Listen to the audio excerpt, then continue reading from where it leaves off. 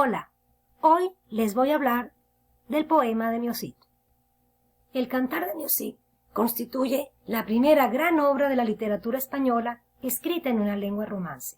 Compuesto por versos anisosilábicos, recuerden que estos versos tienen un número desigual de sílabas, y de asonancia monorrima, este cantar de gesta relata las hazañas heroicas inspiradas libremente en los últimos años de la vida del caballero castellano Rodrigo Díaz, el Campeador. Había obtenido el título de Cid de parte de los moros. El Cid nació en Vivar hacia el año 1043. El poema comprende 3 cantares. El primer cantar es el destierro del Cid. En el segundo cantar se narra las bodas de las hijas del Cid y en el último cantar se narra la afrenta de Corpes.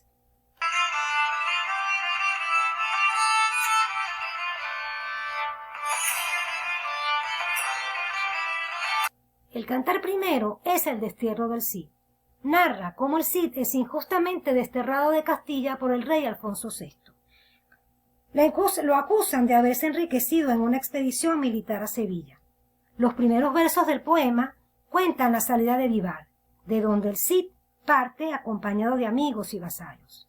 Pasa por Burgos, donde nadie lo hospeda, y en el monasterio de Cardeña deja a su esposa, doña Jimena, y a sus hijas, doña Elvira y doña Flor.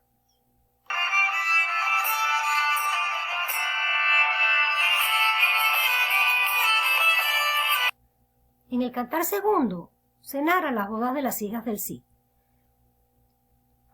Y narra también cómo el Cid marcha sobre Valencia logrando colocar su estandarte en el Alcázar.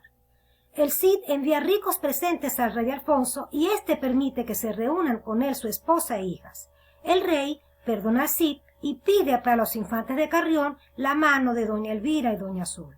El Cid accede, aunque lleno de pesadumbre y presentimientos.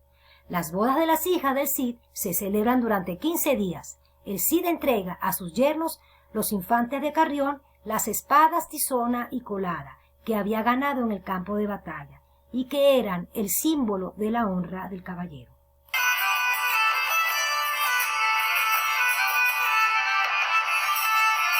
El cantar tercero, la afrenta de Corpes, adquiere su máximo dramatismo y la figura del héroe se agiganta. Los infantes de Carrión demuestran su gran cobardía en varios episodios. Primero, ante un león fugado, propiedad del Cid, y luego huyendo del campo de batalla. Los infantes de Carrión, cada vez más envidiosos, deciden vengarse del Cid. Se retiran con sus esposas a sus tierras de Carrión y al llegar a un sitio denominado Robledal de Corpes, las vejan y las maltratan salvajemente. El dolor y la indignación del Cid no tienen límites, sin embargo no toma venganza por sí mismo, prefiere pedir justicia al rey.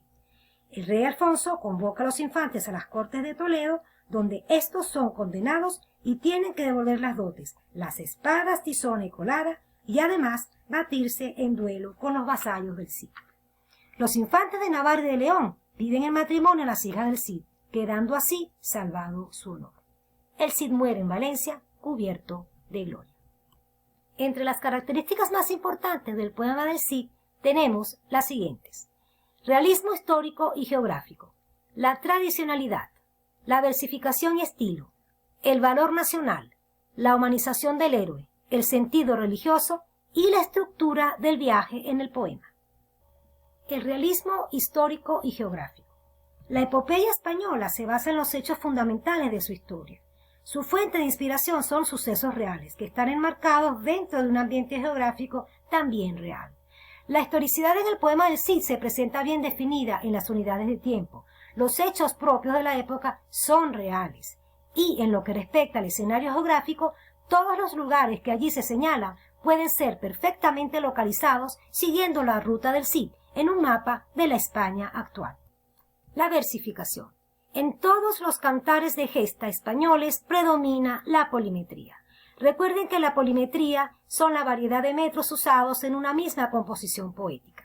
También están constituidos por largas tiras de versos y todos con una misma rima sonante. Recuerden también que la rima sonante es cuando la identidad fonética ocurre solamente en las vocales, específicamente a partir de la última vocal tónica. Los versos que más abundan, en las que más abundan en el poema del Cid, son los de 14 versos, que recuerden también que son llamados versos alejandrinos, tienen los versos pentadecasílabos y los versos tridecasílabos. En relación al estilo del poema del Mio Cid, podemos reseñar que en la literatura épica se denomina epítetos a los apelativos que alternan con el nombre del personaje o lo acompañan. De manera que el poeta dota a los personajes de cualidades excelentes mediante el epíteto épico. Por ejemplo, el que en buen hora nació o el bueno de Vivar. También usa adjetivos caracterizadores, ponderativos o afectivos para referirse al Cid, a su esposa o a su caballo. Por ejemplo, el Cid, el de la crecida barba. Usa también expresiones deícticas. Recuerdan que estas expresiones deícticas dependen del contexto y necesitan que se indique de algún modo a qué se refiere. Aquí en el poema del Mio Cid hay unas expresiones deícticas como por ejemplo eos aquí o veriedes, porque es consciente de dirigirse a un público. También el estilo realista, que abunda el vocabulario sobre costumbres feudales, la guerra, las ropas, las comidas. Así podemos conocer costumbres y modos de vida de la época. El poema tiene una narración rápida, clara y viva. Esto le da dinamismo. Tiene poca decoración y escasa adjetivación. Antepone el artículo del adjetivo para darle la cualidad en exclusiva. Por ejemplo, Castilla la gentil, Valencia la clara. El valor nacional en el poema del Mio Cid también es otra característica, porque destaca los valores de la Castilla naciente, y el Cid campeador sintetiza el valor caballeresco del momento. Hay una lucha por la reconquista, por los ideales nacionales que aparecen en el primer plano. La humanización del héroe es un carácter muy específico de la epopeya castellana. Sus héroes no están ligados a lo sobrenatural, no son semidioses, ni tienen poderes especiales. Rodrigo Díaz de Vivar es un hombre con todos los atributos de un ser humano. Tiene familia, lucha por ella y además se gana el pan de cada día en el campo de batalla. El poema tiene un sentido religioso. En todas las manifestaciones épicas de la Edad Media se presenta este fondo. La concepción religiosa cristiana del hombre medieval español está presente en sus cantares de gesta.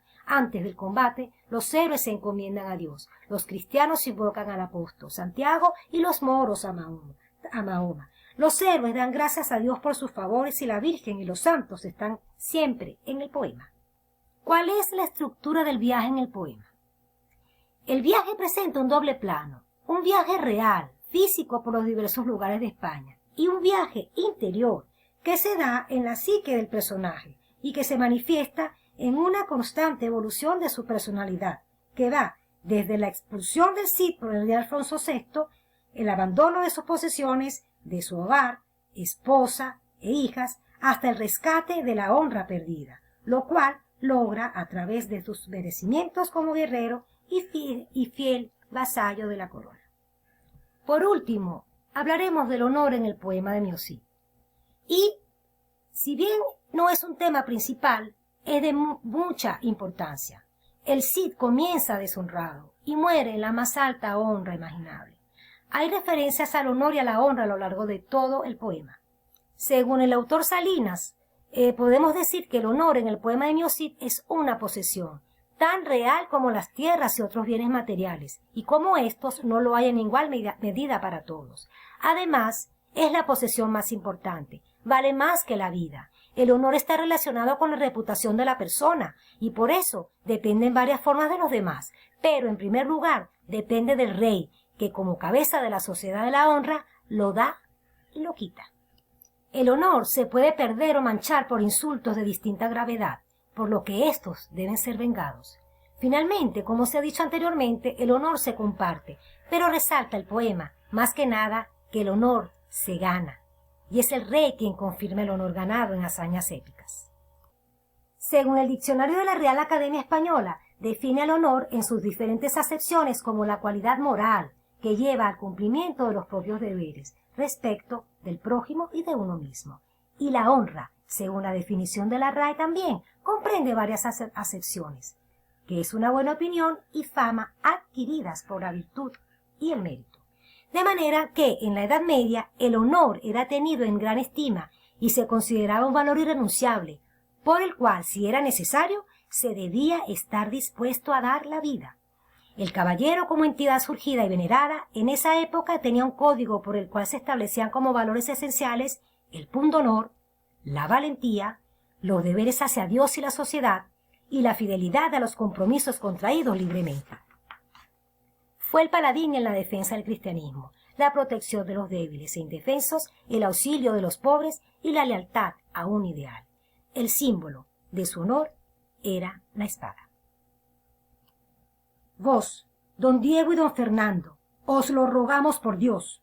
Sendas espadas tenéis de buen filo tajador, de nombre las 2 espadas, colada y tizona son.